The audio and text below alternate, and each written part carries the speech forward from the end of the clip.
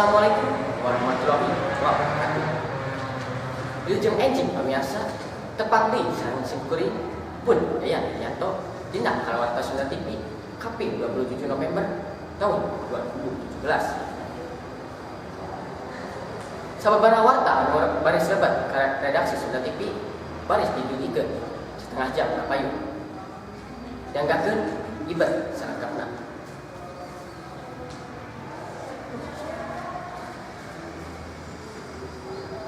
Dina musim ayeuna perubahan cuaca teh teu loba akibatna. Kamari Kaping 27 November di kampung Rancakan teh kabanjiran. Kusabab solokan di eta tempat teh kaluar. Lantaran hujan gede teu eureun. Henteu eta oge.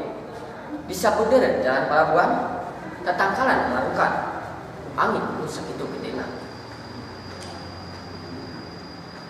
Rupina anu sakitu hidangan dina dakat ayeuna simkuring pun Yayan Haryanto sejak amit ukur amit mundur mugi dari hapunten dina segala kalepatan. Assalamualaikum warahmatullahi wabarakatuh. Beri Sunda.